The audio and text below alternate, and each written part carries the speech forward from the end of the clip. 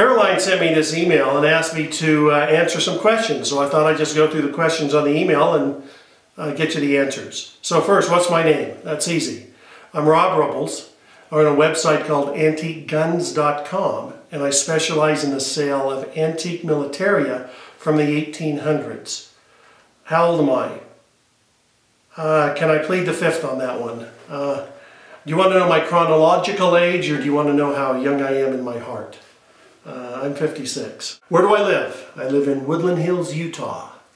And if you know where that is, you are a better man than I, because I don't even know where that is. How did I get into this craft?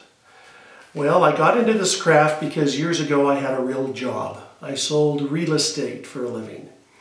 And as the tract I was sitting on was running out, I had a choice. I could either go get another tract or find another job. And this was my hobby at the time. I decided to give this a shot, and ever since then, this is what I've been doing. What is your favorite thing about this craft? You know, the best way to explain that is with a little story. A couple of years ago, I went to a friend's antique shop up in Salt Lake City, and he had an antique musket there. And I didn't know much about the musket, but I knew it had some value because I know basic age. And he was asking $1,500 for it, so I paid him the $1,500. Then I came back, photographed it, and put it on my website. Now my website is an auction site, and there's no buy price, so people just bid. And I started at $1 and just prayed that I wasn't going to lose money on it. Well, you know, within a day or so, it was up over $2,000, and I was feeling like a hero. Hey, you know, this is a great deal. Then suddenly it's up to $2,500, then $3,000, and now I'm thinking, hey, I'm making a nice little hit on this gun. About 3 days out, bid suddenly jumps up to $7,500. Now I thought, well, that's got to be a mistake. So I even called the guy and asked him, and I said, you know, I saw your bid at $7,500. Did you really want that? And he said, yeah, go ahead and leave the bid there. It wasn't a mistake. So I didn't think too much of it. But when I went back and looked at my computer, the bid was already up to $9,000. He'd already been outbid. Then almost immediately I get a phone call from another fellow.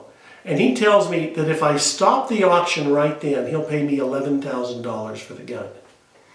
Now, I may not be real smart, but I'm not real stupid. And I knew right away that if he was willing to do that, I might really have a gun that's valuable here. So I told him, sorry, but the rules on my side, I have to respect the integrity of the auctions, and I had to let the gun run out. And sure enough, the auction was ending on a Friday night. And during the time, my son was playing a basketball game in his high school. So by this time, the bid's up to about $12,000, $13,000. I go off to the game, and I have the internet on my phone. So I look about an hour before the auction to end, and the bid's up to $15,000. I tell my wife, look, the bid's up to $15,000. I can't believe this. I check later, it's up to $18,000, $19,000, $20,000. I'm more interested in what's on my phone than I am my son's basketball game. Well, by the time the game was over, the auction had ended, and the bid ended at just under $25,000. So what do I like about this business? That's what I like about this business. What is my least favorite thing about this business? My least favorite thing is that sort of thing doesn't happen to me every day. But it happens enough that it really keeps my heart beating. My general area of expertise in this business are firearms from the 1700s through the 1800s. Because of the nature of the business that I own, I'm more of a generalist. I have a very wide general knowledge of that whole era. There are many experts in this field that have far better knowledge in one particular area, but I have a good amount of knowledge in a wide field. And it's an incredibly wide field to know. I mean, I literally, whenever I travel, I take a book with me.